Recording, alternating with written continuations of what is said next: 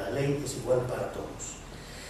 En la mayor parte de las sociedades democráticas avanzadas, ustedes, los que sean estudiantes de Derecho y hayan pasado ya por la clase de Derecho Penal, habrán escuchado que el Derecho Penal es la última ratio. Suele ser así, debería ser así, esa es la teoría. El ordenamiento jurídico tiene muchas ramas, tiene muchas modalidades que regulan la convivencia, que regulan las relaciones entre particulares, entre las instituciones y los particulares, el funcionamiento de las propias instituciones, y solamente en aquellos casos donde se producen rupturas del orden legal que verdaderamente atentan contra los bienes jurídicos más valiosos es que se recurre al derecho penal. Porque normalmente, en un 90% de los casos, en los países democráticos los ciudadanos acatan, en líneas generales, el ordenamiento jurídico por su propia voluntad. De manera que el derecho penal se reserva para aquellos pocos recalcitrantes que, a pesar de que existe un orden jurídico, deciden vivir al margen de ese orden y deciden vulnerar las normas, pero no las normas en general, las más importantes, aquellas que protegen los bienes que nos resultan más valiosos. En las sociedades democráticas, el 90% o más de los ciudadanos estacionan bien sus vehículos, pagan sus impuestos, actúan pacíficamente, resuelven sus conflictos acudiendo a los tribunales de justicia y no violan el derecho a la vida, el derecho a la libertad, el derecho a la integridad física, el derecho a la propiedad o cualquier otro derecho fundamental de sus semejantes. Pero esa, desgraciadamente, no es la realidad de Guatemala. En Guatemala hay demasiados crímenes, hay demasiada violencia. Como los tribunales no funcionan, la gente tiene la tradición, posiblemente desde hace décadas, de resolver sus conflictos por sus propios medios, sin acudir a las autoridades, sin denunciar ante la policía, sin confiar en el Ministerio Público, sin recurrir a los tribunales. Y en esas condiciones el derecho penal adquiere un protagonismo que ojalá no tuviera, porque está llamado a arbitrar conflictos que en otros lugares, en la mayor parte de los sitios, se solucionan por otros procedimientos. Así que aquí el derecho penal no es la última ratio, al contrario, es la primera. Es la herramienta más necesaria. Y sin embargo, también paradójicamente, es la más ausente. Hay una enorme actividad criminal y hay una paupérrima respuesta institucional. Ustedes estarán hartos de oírlo. Desde el 31 de diciembre que se cerraron las estadísticas, podemos oscilar en los datos del OJ, del MP o del INACID, pero estamos hablando de 6.450 asesinatos y 231 sentencias condenatorias, de las cuales además 29 eran por delitos culposos, o sea, accidentes de tráfico o imprudencias médicas. 202 sentencias condenatorias por muertes violentas en el año, habiendo más de 6.450 muertes violentas. Por eso el derecho penal es tan importante, y el actor principal del ejercicio de las acciones penales en cualquier estado, pero desde luego en Guatemala, es el fiscal general. De manera que esa última ratio, que aquí es la primera, es decir, esa herramienta que en la mayor parte de los sitios es excepcional, pero que aquí es la herramienta más importante, está en manos de una sola persona que maneja una institución que debe ser independiente, imparcial, eficaz y estar al servicio de los ciudadanos.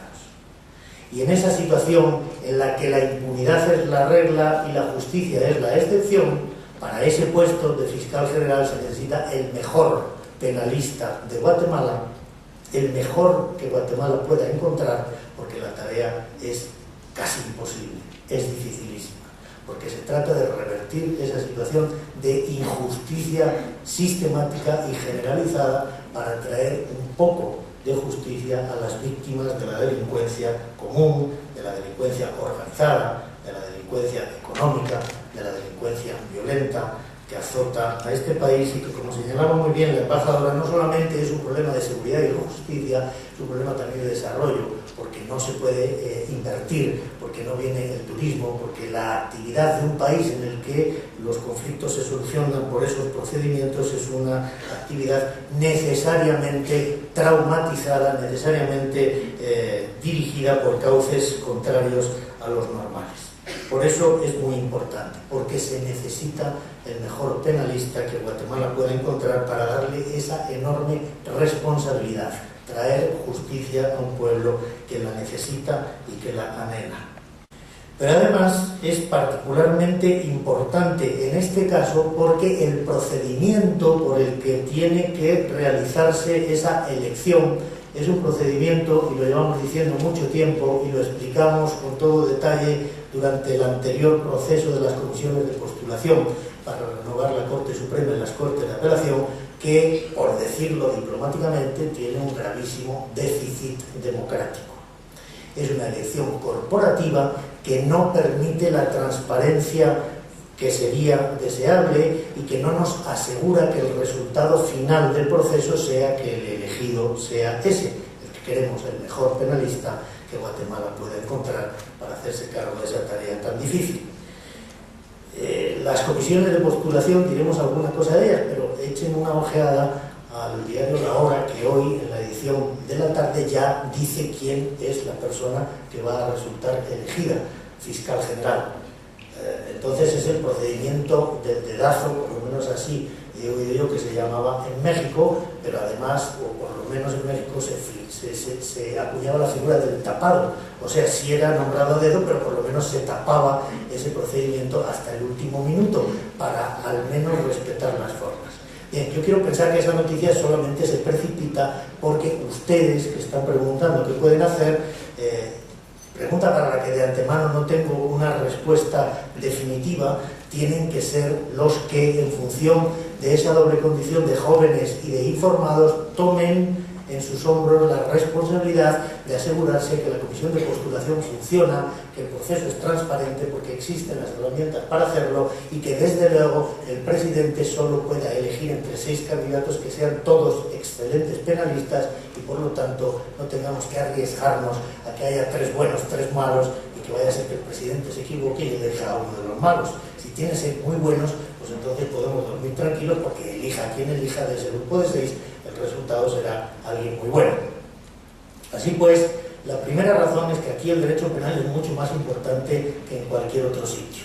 Y la segunda razón es porque el proceso tiene un déficit democrático tremendo y por lo tanto tenemos que apurar los resortes democráticos disponibles para que podamos asegurarnos de que de todas formas ese proceso llega a buen puerto, que esas personas que han sido ya mencionadas como candidatos pueden ser candidatos, pueden de hecho ser excelentes candidatos, pero tienen que pasar por un proceso. Si la Constitución quiere una comisión de postulación, si hay una ley de comisiones de postulación que establece transparencia y publicidad, pues no anunciemos antes de que el proceso se inicie el resultado final, porque entonces la frustración será enorme y el fraude de ley y de Constitución sería sencillamente inaceptable. Y otra vez nos veríamos en la Corte de Constitucionalidad, etcétera, que supongo que es un proceso que les suena por lo que pasó en el proceso de elección de magistrados de la Corte Suprema, ¿verdad?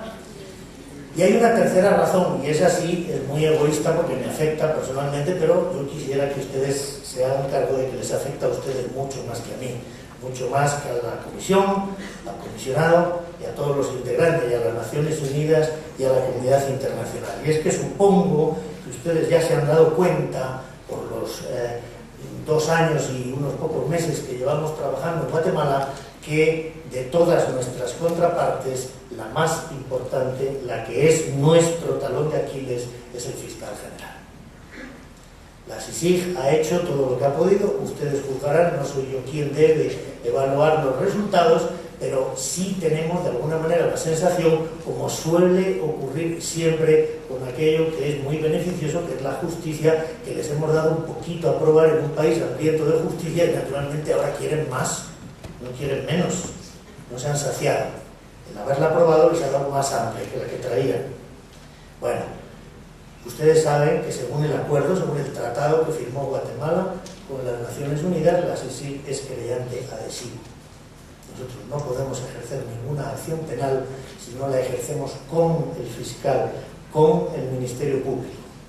Y además, si ustedes le echan una ojeada a su Constitución, verán que en la Constitución de Guatemala se establece que el Ministerio Público tiene el monopolio del ejercicio de la acción penal. Los fiscales progresistas, como una asociación de carácter, vamos a decir, sindical, fueron capaces de sacar adelante el caso Pinochet, del que se hablaba en la presentación, porque en España está vigente, según la Constitución,